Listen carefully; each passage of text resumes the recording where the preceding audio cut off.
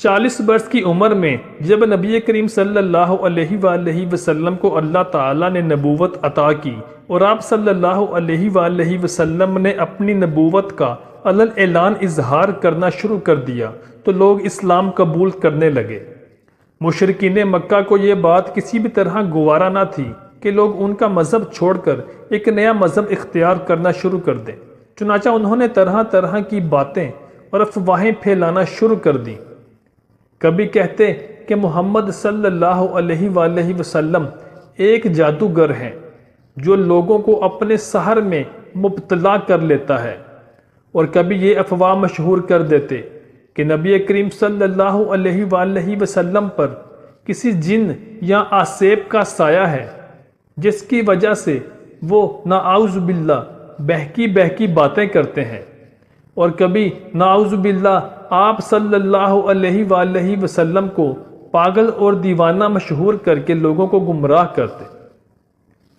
مکہ سے چند کوس دور ایک گاؤں میں زماد نامی ایک شخص رہتا تھا۔ یہ شخص جاڑ پھونک یعنی جن و آسیب کا علاج کرنے کا ماہر تھا۔ چنانچہ مشرکین مکہ نے ایک سازش شروع کی اور اس کو اس مقصد کے تحت تیار کیا کہ تم نبی کریم صلی اللہ علیہ وآلہ وسلم کے پاس جاؤ اور جا کر ان سے بات کرو اور مشاہدہ کرو کہ ان پر واقعتاً کسی جن و آسیب کا سایہ ہے۔ اگر یہ بات درست ہوئی تو ہم ان کو نعوذ باللہ پورے معاشرے میں جادوگر مشہور کر دیں گے، تاکہ جو لوگ دین اسلام کی طرف مائل ہو رہے ہیں وہ ان کا دین اختیار کرنے سے دور رہیں۔ چنانچہ زماد نامی یہ جادوگر شخص مکہ میں نبی کریم صلی اللہ علیہ وآلہ وسلم کی خدمت میں حاضر ہو گیا اور کہنے لگا کہ میں جن و آسیب کا علاج کرنے کا ماہر ہوں، اور مجھے بھی پتہ چلا ہے کہ آپ صلی اللہ علیہ وآلہ وسلم پر بھی کسی جن یا آسیب کا سایہ ہے۔ اگر آپ رضامندی ظاہر کریں تو میں اس کا علاج کر سکتا ہوں۔ آپ صلی اللہ علیہ وآلہ وسلم مجھے اپنے عقائد کے بارے میں بتائیں جو آپ بیان کرتے ہیں تاکہ میں آپ کا علاج کر سکوں۔ نبی کریم صلی اللہ علیہ وآلہ وسلم نے اس کی کسی بات پر ناگواری کا اظہار نہ کیا، اور آپ نے اپنا وہ خطبہ ارشاد فرمایا جو آپ اپنے ہر بیان سے پہلے فرمایا کرتے تھے۔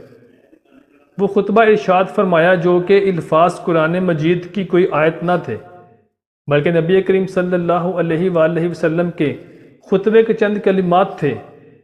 جو آپ اپنے بیان سے پہلے ارشاد فرمایا کرتے تھے۔ اس نے جب یہ کلمات سنے تو وہ سکتے میں چلا گیا اور عرض کیا کہ یہ کلمات مجھے دوبارہ سنائے، میں نبی کریم صلی اللہ علیہ وآلہ وسلم سے یہ کلمات دوبارہ سننا چاہتا ہوں۔ آپ نے 3 بار یہ کلمات اس کو سنائے۔ وہ آپ کی فصاحت اور بلاغت کو دیکھ کر حیران رہ گیا اور کہنے لگا کہ بے شک یہ کسی جن آسیب کا سایہ نہیں، اور میں گواہی دیتا ہوں کہ نبی کریم صلی اللہ علیہ وآلہ وسلم ہی اللہ کے آخری نبی اور اللہ کے سوا کوئی عبادت کے لائق نہیں ہے۔